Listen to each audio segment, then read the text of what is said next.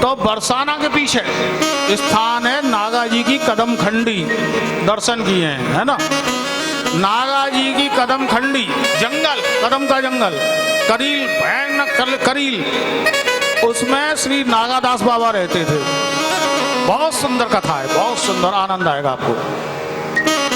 बाबा नागादास जी की जटाएं इतनी लंबी थी, उनका चित्र आज भी लगा है, वहां देख करके आओ, है ना।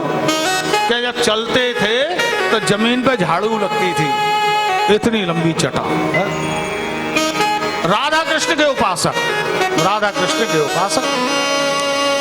एक दिन नागाजी महाराज प्रातःकाल स्नान ध्यान करके माला झोली उठा करके कुटिया से निकले और वन में घुसे के अकेले में बैठ के भजन करूंगा।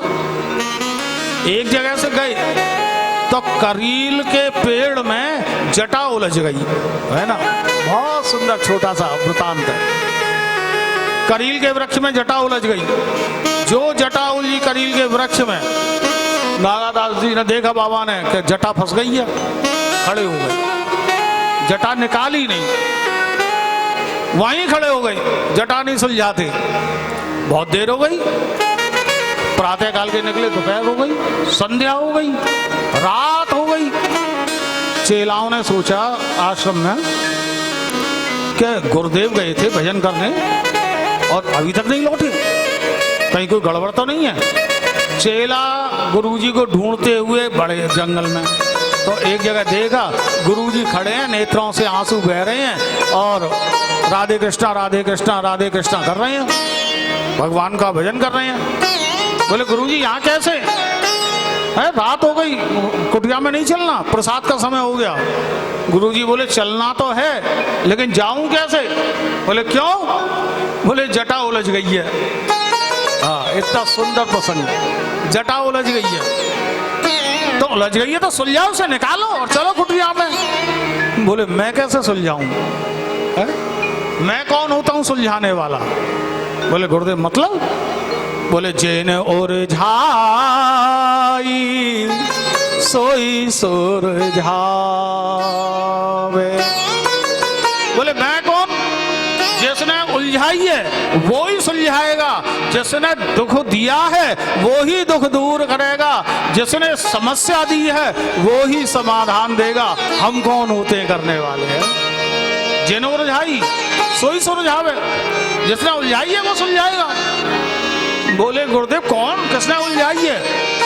बोले मेरे गोविंद ने उलझाई है, अगर वो ही सुलझाएगा आने के लिए सुलझाएगा आकर के तो मैं जाऊंगा कुटिया, नहीं तो मैं भी नहीं जाता, जैसी मेरे गोविंद की इच्छा।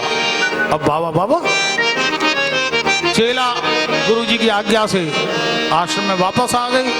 गुरुजी खड़े हैं, भजन कर रहे हैं मस्त होकर के, प्रसन्नता से रोते जा रहे हैं, प्रेम के आंसू बह रहे हैं, प्रसन्नता से भजन कर रहे हैं।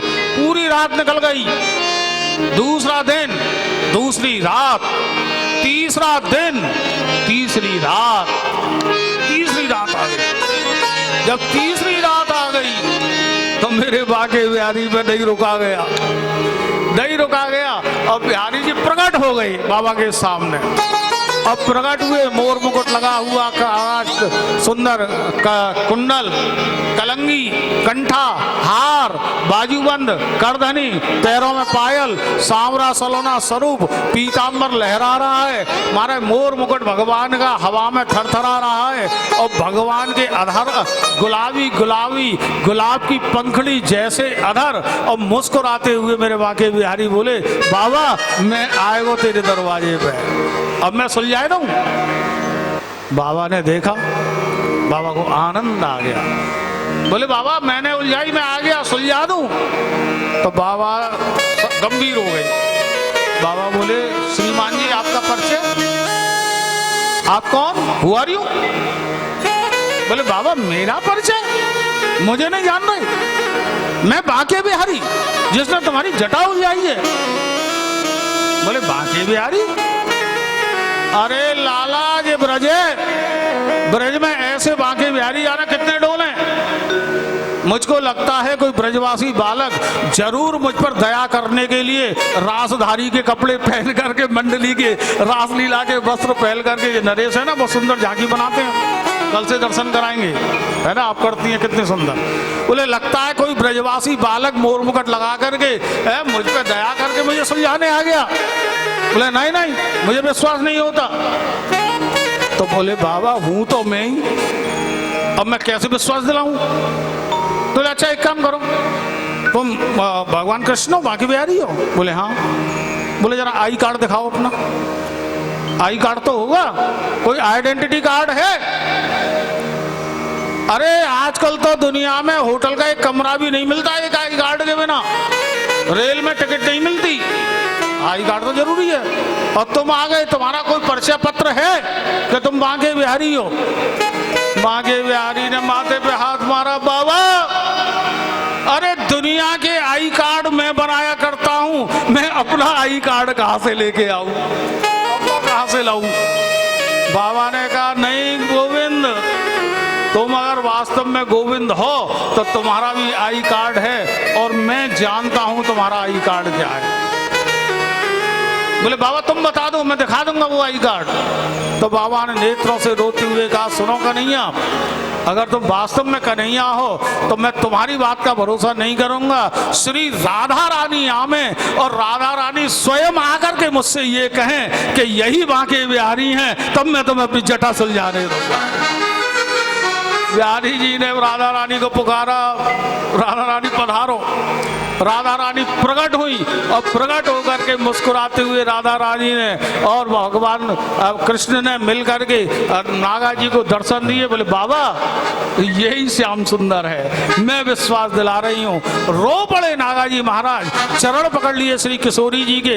बोले किशोरी जी मैं पहचान तो पहले ही गया था ये बांके बिहारी हैं, लेकिन मैं अकेले बांके बिहारी में मेरी निष्ठा नहीं, मैं दर्शन अकेले बांके बिहारी के नहीं करना चाहता था, मुझे तो आपके दर्शन करने थे। हम युगल उपासक हैं, युगल मंत्र सो नेम जपत नित कुंज बिहारी, अवलोकत रहे केल सुखी सुख के अधिकारी। बोले हम युगल उपासक हैं, बिना राधा रानी के तो हम भगवान कृष्ण को भी ना आने दें।